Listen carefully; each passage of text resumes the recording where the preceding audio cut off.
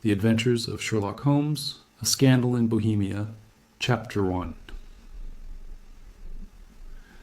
Sherlock Holmes, she is always the woman. I have seldom heard him mention her under any other name. In his eyes she eclipses and predominates the whole of her sex. It was not that he felt any emotion akin to love for Irene Adler. All emotions, and that one particularly, were abhorrent to his cold, precise, but admirably balanced mind.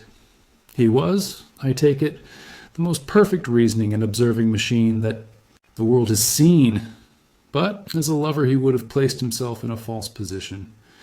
He never spoke of the softer passions, save with a jibe and a sneer.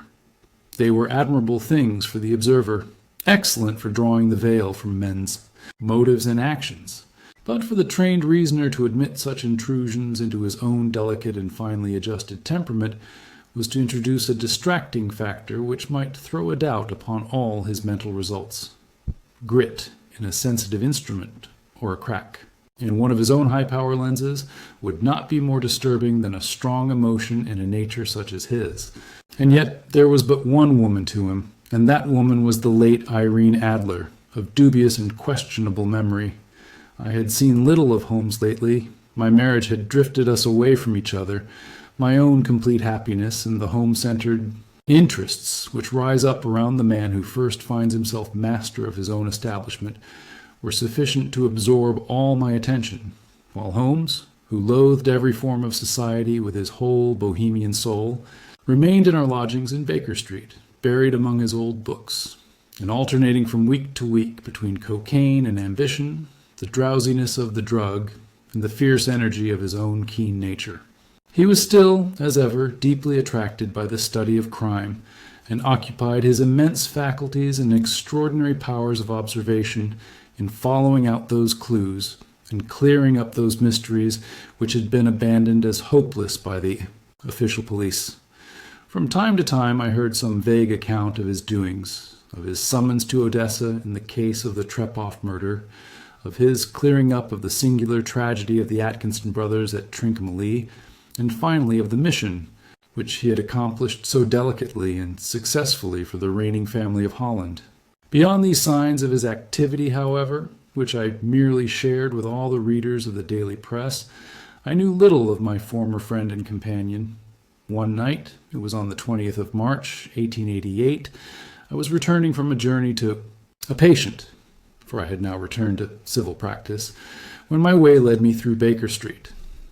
As I passed the well-remembered door, which must always be associated in my mind with my wooing, and with the dark incidents of the study in scarlet, I was seized with a keen desire to see Holmes again, and to know how he was employing his extraordinary powers.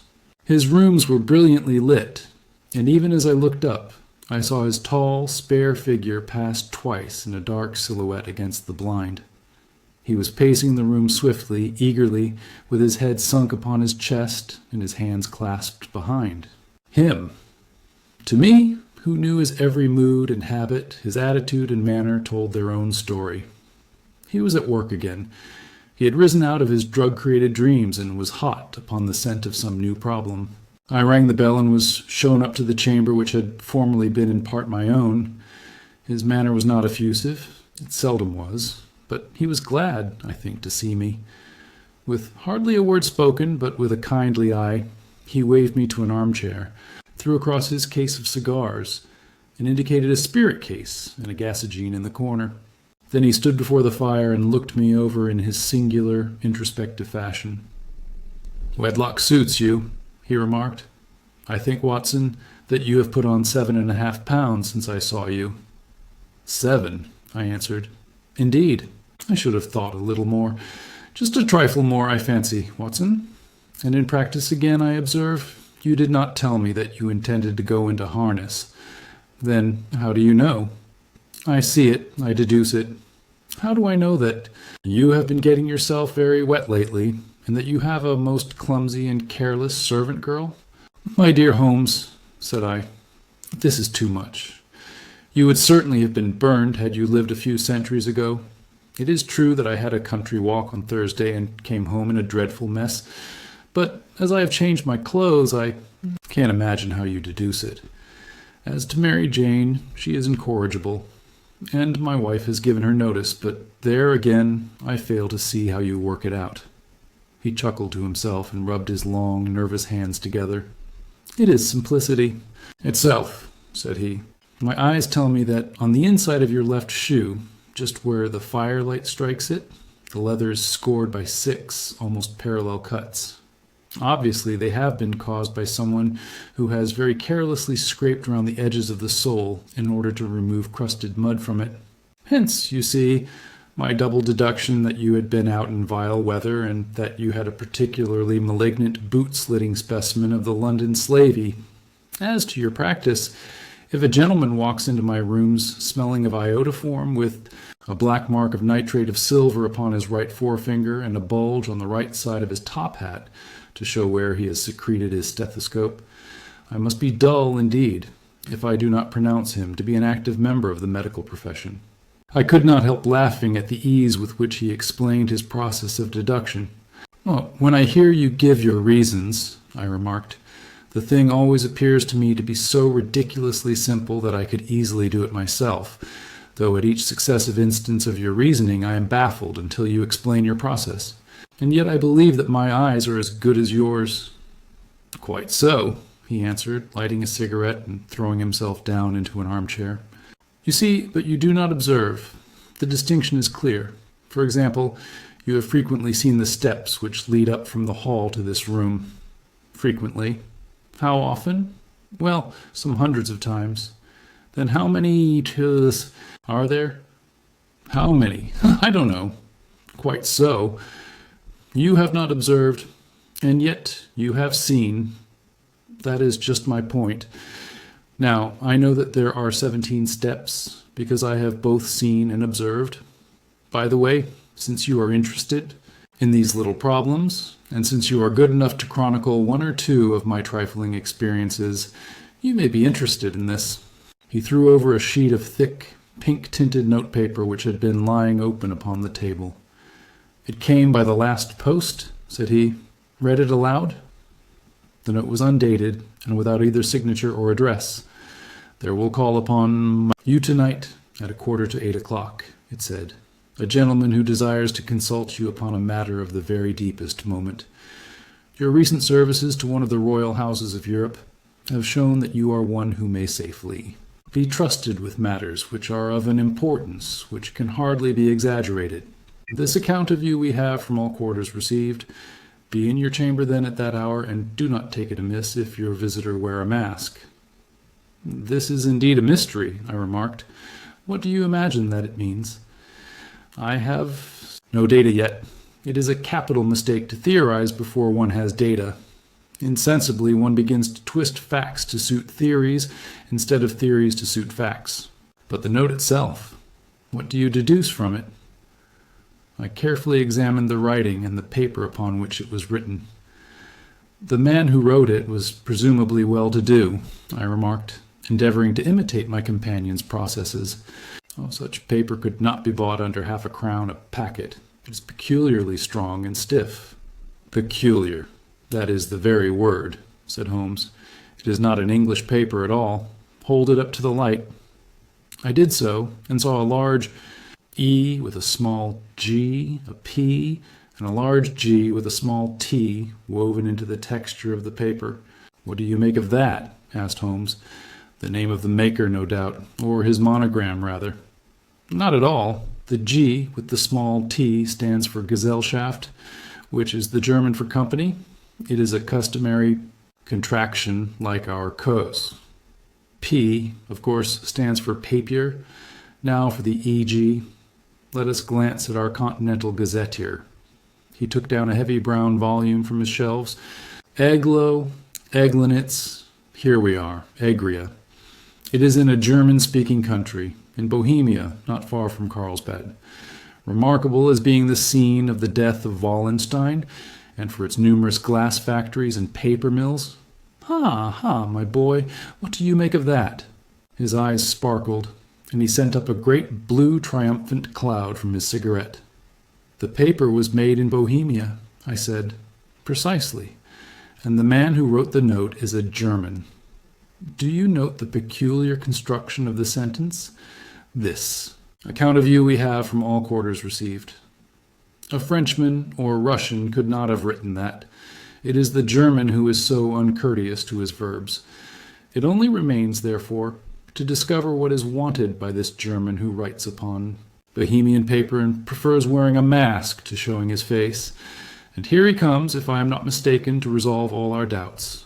As he spoke, there was the sharp sound of horses' hoofs and grating wheels against the curb, followed by a sharp pull at the bell. Holmes whistled. "A pair, by the sound," said he. "Yes," he continued, glancing out of the window. "A nice little brougham and a pair of beauties, 150 guineas apiece. There's money in this case, Watson, if there's nothing else." "I think that I had better go, Holmes." "Not a bit, Doctor. Stay where you are. I'm lost without my Boswell, and this promises to be interesting. It would be a pity to miss it." "But your client—" "Never mind him. I may want your help, and so may he. Here he comes. Sit down in that armchair, Doctor, and give us your best attention." A slow and heavy step, which had been heard upon the stairs and in the passage, paused immediately outside the door.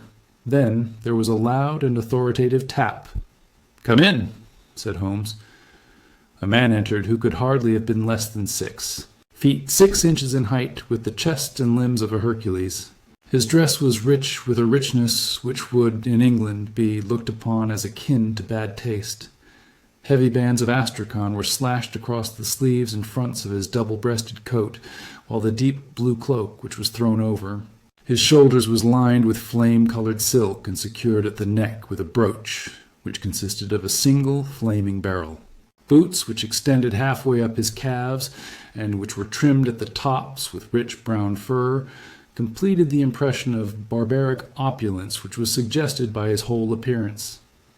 He carried a broad-brimmed hat in his hand, while he wore across the upper part of his face, extending down past the cheekbones, a black vizard mask, which he had apparently adjusted that very moment, for his hand was still raised to it as he entered. From the lower part of the face he appeared to be a man of strong character, with a thick, hanging lip, and a long, straight chin suggestive of resolution pushed to the length of obstinacy. "You had my note?" he asked, with a deep, harsh voice and a strongly marked German accent. "I told you that I would call."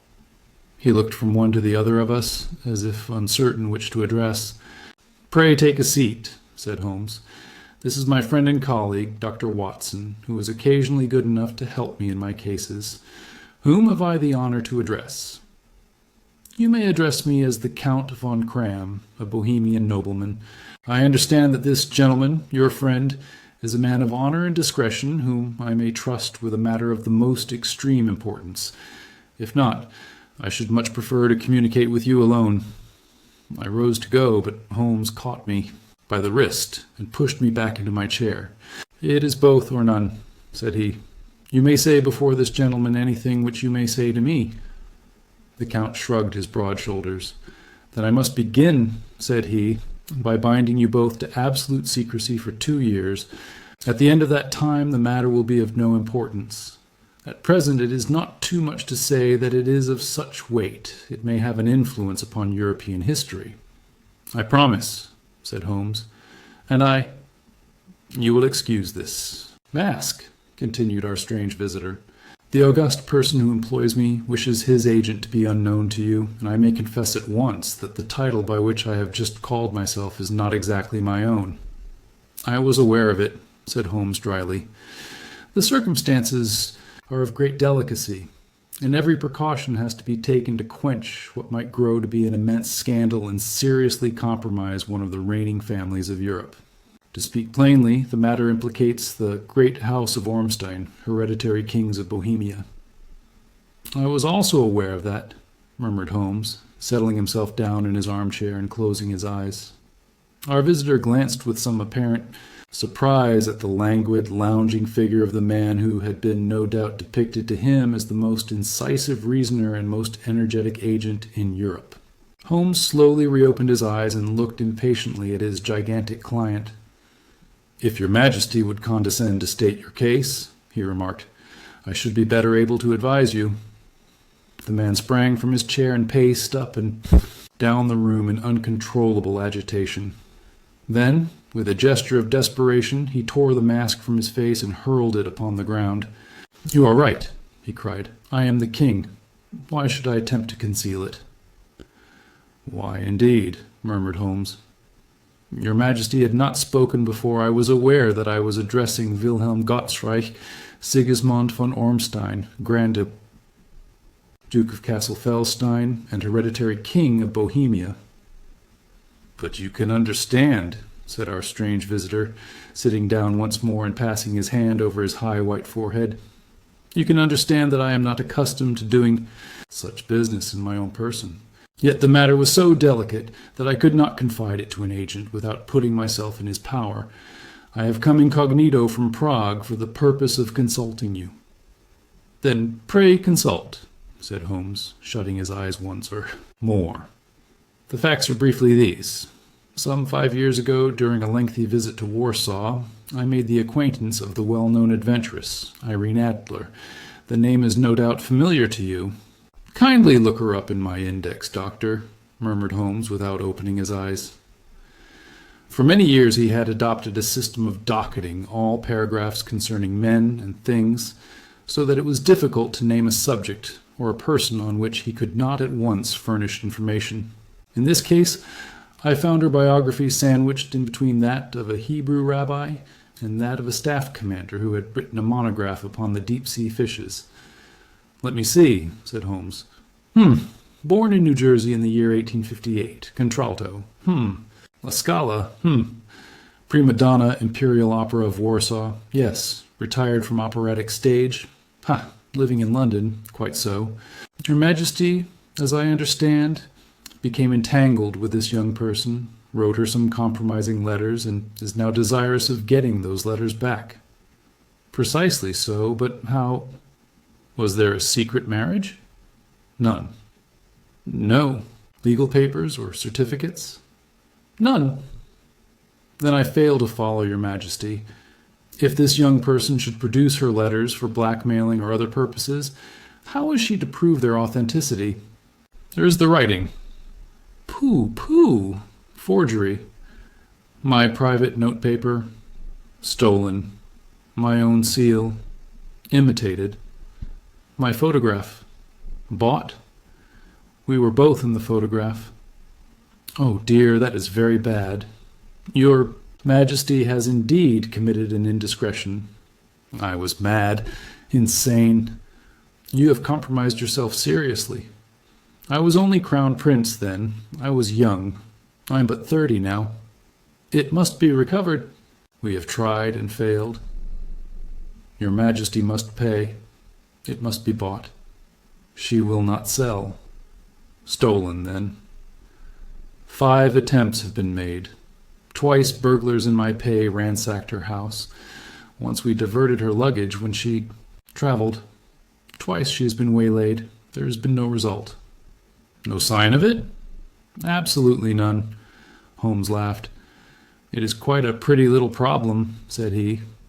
"But a very serious one to me," returned the king reproachfully. "Very, indeed. And what does she propose to do with the photograph?" "To ruin me." "But how?" "I am about to be married." "So I have heard." "To Clotilde Lottmann von Saxe-Meiningen, second daughter of the King of Scandinavia. You may know the strict principles of her family. She is herself the very soul of delicacy. A shadow of a doubt as to my conduct would bring the matter to an end." "And Irene Adler?" "Threatens to send them the photograph, and she will do it. I know that she will do it. You do not know her, but she has a soul of steel. She has the face of the most beautiful of women, and the mind of the most resolute of men. Rather than I should marry another woman, there are no lengths to which she would not go. None." "You are sure that she has not sent it yet?" "I am sure." "And why?" "Because she has said that she would send it on the day when the betrothal was publicly proclaimed. That will be next Monday." "Oh, then we have 3 days yet," said Holmes with a yawn. "That is very fortunate, as I have 1 or 2 matters of importance to look into just at present." Your Majesty will, of course, stay in London for the present? Certainly. You will find me at the Langham under the name of the Count von Kram. Then I shall drop you a line to let you know how we progress. Pray do so. I shall be all anxiety. Then, as to money? You have carte blanche? Absolutely. I tell you that I would give one of the provinces of my kingdom to have that photograph. And for present expenses. The king took a heavy chamois leather bag from under his cloak and laid it on the table. There are 300 pounds in gold and 700 in notes, he said. Holmes scribbled a receipt upon a sheet of his notebook and handed it to him. And mademoiselle's address? He asked. Is Bryony Lodge, Serpentine Avenue, St. John's Wood? Holmes took a note of it. One other question, said he.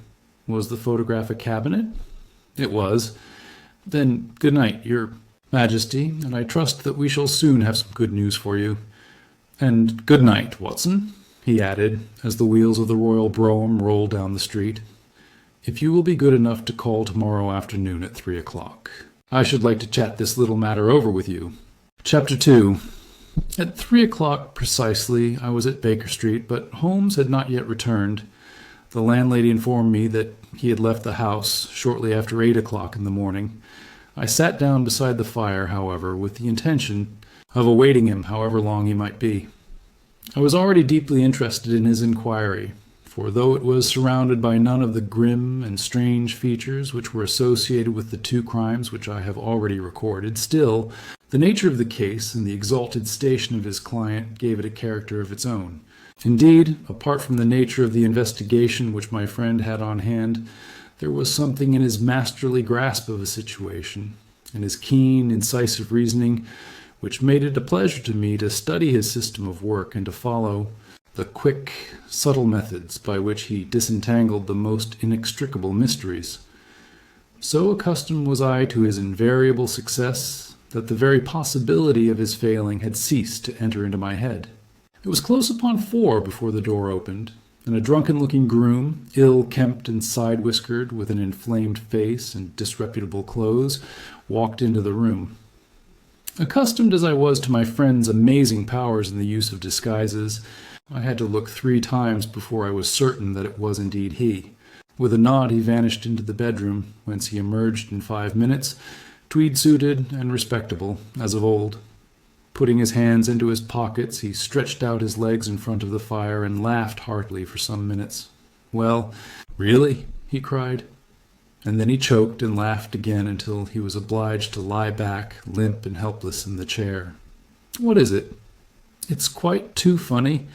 I am sure you could never guess how I employed my morning or what I ended by doing. I can't imagine. I suppose that you have been watching the habits and perhaps the house of Miss Irene Adler." "Quite so, but the sequel was rather unusual. I will tell you, however. I left the house a little after 8 o'clock this morning in the character of a groom out of work. There is a wonderful sympathy and freemasonry among horsey men. Be one of them, and you will know all that there is to know. I soon found Bryony Lodge. It is a bijou villa with a garden at the back, but built out in front right up to the road, 2 stories.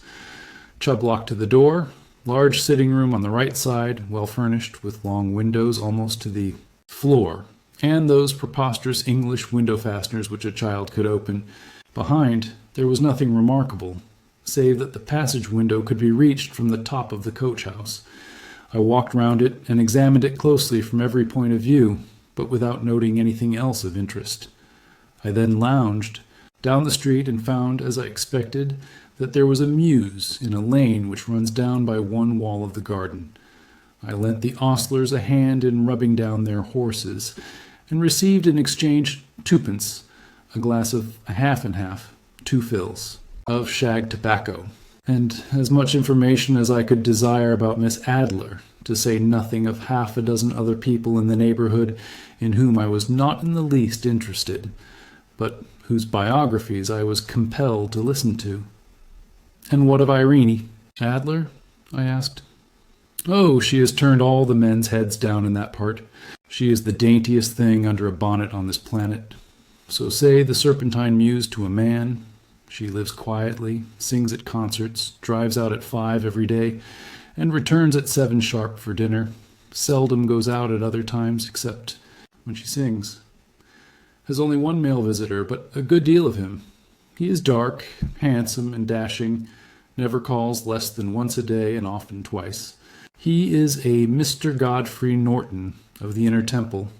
See the advantages of a cabman as a confidant. They had driven him home a dozen times from Serpentine Mews and knew all about him. When I had listened to all they had to tell, I began to walk up and down near Bryony Lodge once more, and to think over my plan of campaign. This Godfrey Norton was evidently an important factor in the matter. He was a lawyer. That sounded ominous. What was the relation between them, and what the object of his repeated visits? Was she his client, his friend, or his mistress? If the former, she had probably transferred the photograph to his keeping. If the latter, it was less likely. On the issue of this question depended whether I should continue my work at Bryony Lodge or turn my attention to the gentleman's chambers. In the temple, it was a delicate point, and it widened the field of my inquiry. I fear that I bore you with these details, but I have to let you see my little difficulties, if you are to understand the situation. I am following you closely, I answered. Well, I was still balancing the matter in my mind when a hansom cab drove up to Bryony Lodge, and a gentleman sprang out. He was a remarkably handsome man, dark, aquiline, and mustached, evidently the man of whom I had heard. He appeared to be in a great hurry, shouted to the cabman to wait, and brushed past the maid, who opened the door with the air of a man who was thoroughly at home. He was in the house about half an hour, and I could catch glimpses of him in the windows of the sitting room, pacing up and down, talking excitedly and waving his arms. Of her, I could see nothing. Presently he emerged, looking even more flurried than before. As he stepped up to the cab, he pulled a gold watch from his pocket and looked at it earnestly. "Drive like the devil," he shouted. "First to Gross and Hankey's in Regent Street, and then to the Church of St. Monica in the Edgware Road. Half a guinea if you do it in 20 minutes. Away they went, and I was just wondering whether I should not do well to follow them, when up the lane came a neat little landau, the coachman with his coat only half buttoned and his tie under his ear, while all the tags of his harness were sticking out of the buckles. It hadn't pulled up before she shot out of the hall door and into it. I only caught a glimpse of her at the moment, but she was a lovely woman, with a face that a man might die for. "The Church of St. Monica, John," she cried, "and half a sovereign if you reach it in 20 minutes. This was quite too good to lose, Watson. I was just balancing whether I should run for it, or whether I should perch behind her landau when a cab came through the street. The driver looked twice at such a shabby fare, but I jumped in before he could object. "The Church of St. Monica," said I, "and half a sovereign if you reach it in 20 minutes. It was 25 minutes to 12, and of course it was clear enough what was in the wind. My cabby drove fast. I don't think I ever drove faster, but the others were there before us. The cab and the landau with their steaming horses were in front of the door when I arrived. I paid the man and hurried into the church. There was not a soul there save the two whom I had followed, and a surpliced clergyman who seemed to be expostulating with them. They were all three standing in a knot in front of the altar. I lounged up the side aisle like any other idler who has dropped into a church. Suddenly, to my surprise, the three at the altar faced round to me, and Godfrey Norton came running as hard as he could towards me. "Ah, thank God," he cried. "Oh, you'll do. Come, come." "What then?" I asked. "Come, man, come. Only 3 minutes, or it won't be legal." I was half dragged up to the altar, and before I knew where I was, I found myself mumbling responses which were whispered in my ear and vouching for things of which I knew nothing, and generally assisting in the secure tying up of Irene Adler, spinster, to Godfrey Norton, bachelor. It was all done in an instant, and there was the gentleman thanking me on the one side and the lady on the other, while the clergyman beamed on me in front. It was the most preposterous position in which I ever found myself in my life, and it was the thought of it that started me laughing just now. It seems that there had been some informality about their license, that the clergyman absolutely refused to marry them without a witness of some sort, and that my lucky appearance saved the bridegroom from having to sally out into the streets in search of a best man. The bride gave me a sovereign, and I mean to wear it on my watch chain in memory of the occasion. "This is a very unexpected turn of affairs," said I. "And what then?" "Well, I found my plans very seriously menaced.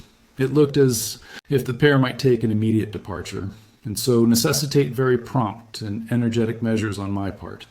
At the church door, however, they separated, he driving back to the temple, and she to her own house. "I shall drive out in the park at 5 as usual," she said as she left him. I heard no more. They drove away in different directions, and I went off to make my own arrangements, which are some cold beef and a glass of beer, he answered, ringing the bell. "I have been too busy to think of food, and I am likely to be busier still this evening. By the way, Doctor, I shall want your cooperation." "I shall be delighted. You don't mind breaking the law?" "Not in the least." "Nor running a chance of arrest?" "Not in a good cause." "Oh, the cause is excellent. Then I am your man. I was sure that I might rely on you. But what is it you wish? When Mrs. Turner has brought in the tray, I will make it clear to you." "Now," he said as he turned hungrily on the simple fare that our landlady had provided, "I must discuss it while I eat, for I have not much time. It is nearly 5 now. In 2 hours we must be on the scene of action. Miss Irene, or Madame rather, returns from her drive at 7. We must be at Bryony Lodge to meet her." "And what then?" "You must leave that to me. I have already arranged what is to occur. There is only one point on which I must insist. You must not interfere, come what may. You understand? I am to be neutral, to do nothing whatever. There will probably be some small unpleasantness. Do not join in it. It will end in my being conveyed into the house. 4 or 5 minutes afterwards, the sitting-room window will open. You are to station yourself close to that open window?" "Yes." "You are to watch me, for I will be visible to you." "Yes." "And when I raise my hand, so, you will throw into the room what I give you to throw, and will, at the same time, raise the cry of fire. You quite follow me?" "Entirely." "It is nothing very formidable," he said, taking a long cigar-shaped roll from his pocket. "It is an ordinary plumber's smoke rocket, fitted with a cap at either end to make it self-lighting. Your task is confined to that. When you raise your cry of fire, it will be taken up by quite a number of people. You may then walk to the end of the street, and I will rejoin you in 10 minutes. I hope that I have made myself clear. I am to remain neutral, to get near the window, to watch you, and at the signal to throw in this object, then to raise the cry of fire and to wait you at the corner of the street." "Precisely." "Then you may entirely rely on me." "That is excellent. I think perhaps it is almost time that I prepare for the new role I have to play." He disappeared into his bedroom and returned in a few minutes in the character of an amiable and simple-minded nonconformist clergyman. His broad black hat, his baggy trousers, his white tie, his sympathetic smile, and general look of peering and benevolent curiosity were such as Mr. John Hare alone could have equaled. It was not merely that Holmes changed his costume.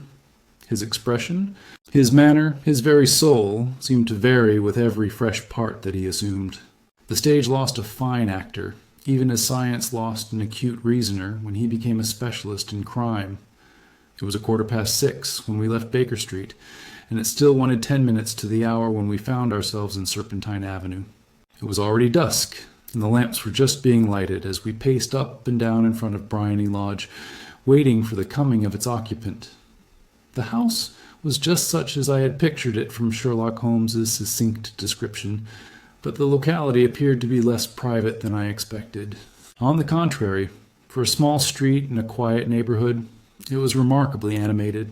There was a group of shabbily dressed men smoking and laughing in a corner, a scissors grinder with his wheel, 2 guardsmen who were flirting with a nurse girl, and several well-dressed young men who were lounging up and down with cigars in their mouths. "You see," remarked Holmes as we paced to and fro in front of the house. "This marriage rather simplifies matters. The photograph becomes a double-edged weapon now. The chances are that she would be as averse to its being seen by Mr. Godfrey Norton as our client is to its coming to the eyes of his princess. Now the question is, where are we to find the photograph? Where indeed? It is most unlikely that she carries it about with her. It is cabinet size, too large for easy concealment about a woman's dress. She knows that the king is capable of having her waylaid and searched. 2 attempts of the sort have already been made. We may take it, then, that she does not carry it about with her. Where, then? Her banker or her lawyer. There is that double possibility. But I am inclined to think neither. Women are naturally secretive, and they like to do their own secreting. Why should she hand it over to anyone else? She could trust her own guardianship, but she could not tell what indirect or political influence might be brought to bear upon a businessman. Besides, remember that she had resolved to use it within a few days. It must be where she can lay her hands upon it. It must be in her own house. But it has twice been burgled. Pshaw, they did not know how to look. But how will you look? I will not look. What then? I will get her to show me. But she will refuse. She will not be able to, but I hear the rumble of wheels. It is her carriage. Now carry out my orders to the letter. As he spoke, the gleam of the side lights of a carriage came round the curve of the avenue. It was a smart little landau which rattled up to the door of Bryony Lodge. As it pulled up, one of the loafing men at the corner dashed forward to open the door in the hope of earning a copper, but was elbowed away by another loafer, who had rushed up with the same intention. A fierce quarrel broke out, which was increased by the 2 guardsmen, who took sides with one of the loungers, and by the scissors grinder, who was equally hot upon the other side. A blow was struck, and in an instant the lady, who had stepped from her carriage, was the center of a little knot of flushed and struggling men, who struck savagely at each other with their fists and sticks. Holmes dashed into the crowd to protect the lady, but just as he reached her, he gave a cry and dropped to the ground with the blood running freely down his face. At his fall, the guardsmen took to their heels in one direction, and the loungers in the other, while a number of better-dressed people who had watched the scuffle without taking part in it crowded in to help the lady and to attend to the injured man. Irene Adler, as I will still call her, had hurried up the steps, but she stood at the top with her superb figure outlined against the lights of the hall, looking back into the street. "Is the poor gentleman much hurt?" she asked. "He is dead," cried several voices. "No, no, there's life in him," shouted another, "but he'll be gone before you can get him to hospital." "He's a brave fellow," said a woman. "They would have had the lady's purse and watch if it hadn't been for him. They were a gang, and a rough one, too. Ah, he's breathing now. He can't lie in the street. May we bring him in, marm?" "Surely. Bring him into the sitting-room. There is a comfortable sofa. This way, please." Slowly and solemnly he was borne into Bryony Lodge and laid out in the principal room, while I still observed the proceedings from my post by the window. The lamps had been lit, but the blinds had not been drawn, so that I could see Holmes as he lay upon the couch. I do not know whether he was seized with compunction at that moment for the part he was playing, but I know that I never felt more heartily ashamed of myself in my life than when I saw the beautiful creature against whom I was conspiring, or the grace and kindliness with which she waited upon the injured man. And yet it would be the blackest treachery to Holmes to draw back now from the part which he had entrusted to me. I hardened my heart and took the smoke rocket from under my ulster. After all, I thought, we are not injuring her. We are but preventing her from injuring another. Holmes had sat up upon the couch, and I saw him motion like a man who is in need of air. A maid rushed across and threw open the window. At the same instant I saw him raise his hand, and at the signal I tossed my rocket into the room with a cry of "Fire!" The word was no sooner out of my mouth than the whole crowd of spectators, well-dressed and ill, gentlemen ostlers and servant-maids, joined in a general shriek of "Fire!" Thick clouds of smoke curled through the room and out at the open window. I caught a glimpse of rushing figures, and a moment later the voice of Holmes from within assuring them that it was a false alarm. Slipping through the shouting crowd, I made my way to the corner of the street, and in 10 minutes was rejoiced to find my friend's arm in mine, and to get away from the scene of uproar. He walked swiftly and in silence for some few minutes, until we had turned down one of the quiet streets which lead towards the Edgware Road. "You did it very nicely, Doctor," he remarked. "Nothing could have been better. It is all right. You have the photograph?" "I know where it is." "And how did you find out?" "She showed me, as I told you she would. I am still in the dark." "I do not wish to make a mystery," said he, laughing. "The matter was perfectly simple. You, of course, saw that everyone in the street was an accomplice. They were all engaged for the evening." "I guessed as much. Then, when the row broke out, I had a little moist red paint in the palm of my hand. I rushed forward, fell, down, clapped my hand to my face, and became a piteous spectacle. It is an old trick. That also I could fathom. Then they carried me in. She was bound to have me in. What else could she do? And into her sitting room, which was the very room which I suspected. It lay between that and her bedroom, and I was determined to see which. They laid me on a couch. I motioned for air. They were compelled to open the window, and you had your chance. How did that help you? It was all important. When a woman thinks that her house is on fire, her instinct is at once to rush to the thing which she values most. It is a perfectly overpowering impulse, and I have more than once taken advantage of it. In the case of the Darlington substitution scandal, it was of use to me, and also in the Arnsworth Castle business. A married woman grabs at her baby, an unmarried one reaches for her jewel box. Now it was clear to me that Our Lady of today had nothing in the house more precious to her than what we are in quest of. She would rush to secure it. The alarm of fire was admirably done. The smoke and shouting were enough to shake nerves of steel. She responded beautifully. The photograph is in a recess behind a sliding panel just above the right bell pull. She was there in an instant, and I caught a glimpse of it as she half drew it out. When I cried out that it was a false alarm, she replaced it, glanced at the rocket, rushed from the room, and I have not seen her since. I rose, and, making my excuses, escaped from the house. I hesitated whether to attempt to secure the photograph at once, but the coachman had come in, and as he was watching me narrowly, it seemed safer to wait. A little over-precipitance may ruin all. "And now?" I asked. "Our quest is practically finished. I shall call with the king tomorrow, and with you, if you care to come with us. We will be shown into the sitting room to wait for the lady, but it is probable that when she comes, she may find neither us nor the photograph. It might be a satisfaction to His Majesty to regain it with his own hands. And when will you call?" "At 8 in the morning. She will not be up, so that we shall have a clear field. Besides, we must be prompt, for this marriage may mean a complete change in her life and habits. I must wire to the king without delay." We had reached Baker Street and had stopped at the door. He was searching his pockets for the key when someone passing said, "Good night, Mr. Sherlock Holmes." There were several people on the pavement at the time, but the greeting appeared to come from a slim youth in an ulster who had hurried by. "I've heard that voice before," said Holmes, staring down the dimly lit street. "Now, I wonder who the deuce that could have been." Chapter 3. I slept at Baker Street that night, and we were engaged upon our toast and coffee in the morning when the King of Bohemia rushed into the room. "You have really got it," he cried, grasping Sherlock Holmes by either shoulder and looking eagerly into his face. "Not yet." "But you have hopes?" "I have hopes." "Then come.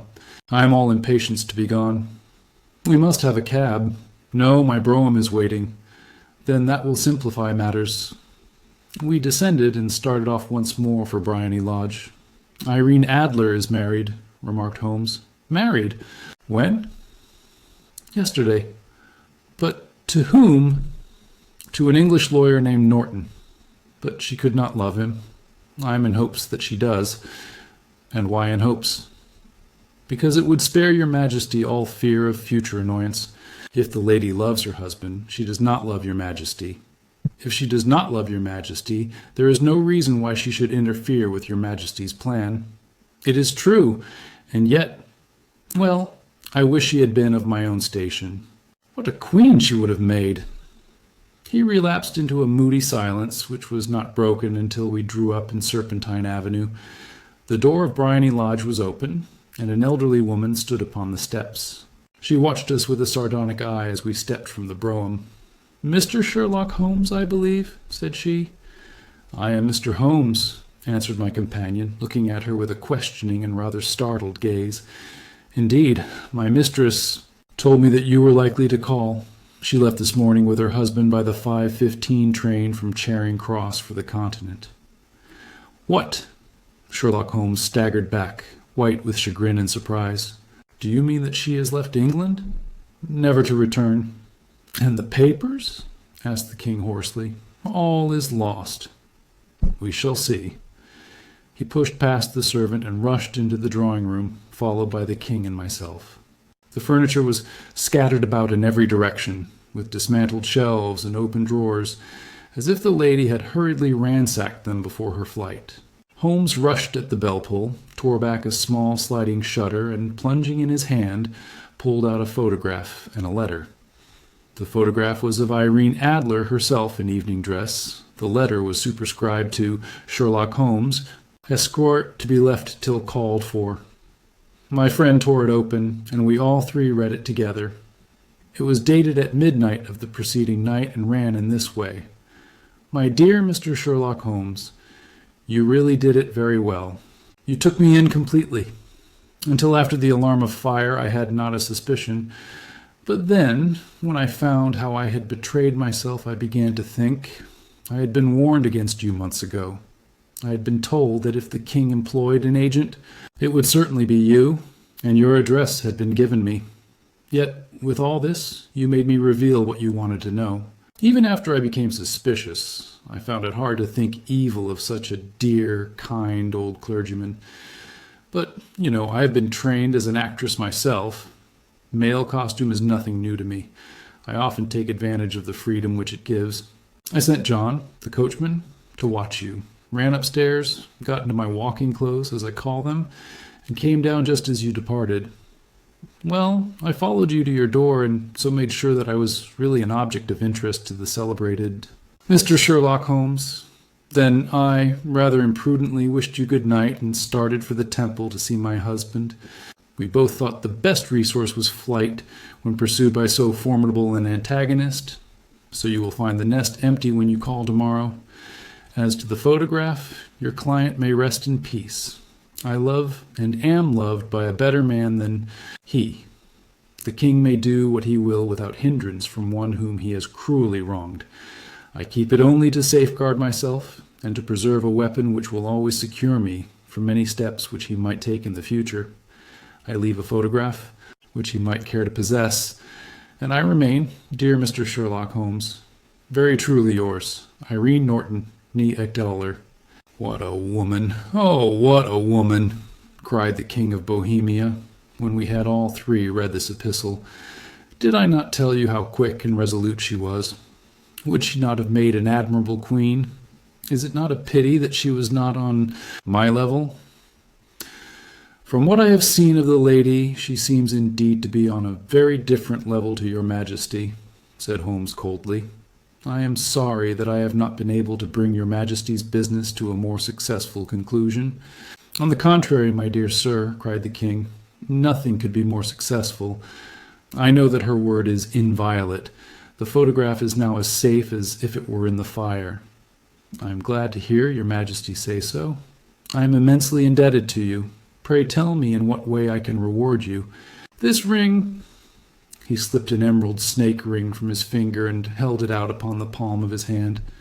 Your majesty has something which I should value even more highly, said Holmes. You have but to name it. This photograph. The king stared at him in amazement. Irene's photograph, he cried. Certainly, if you wish it. I thank your majesty. Then there is no more to be done in the matter. I have the honor to wish you a very good morning." He bowed, and turning away without observing the hand which the king had stretched out to him, he set off in my company for his chambers. And that was how a great scandal threatened to affect the kingdom of Bohemia, and how the best plans of Mr. Sherlock Holmes were beaten by a woman's wit. He used to make merry over the cleverness of women, but I have not heard him do it of late. And when he speaks of Irene Adler, or when he refers to her photograph, it is always under the honorable title of the woman.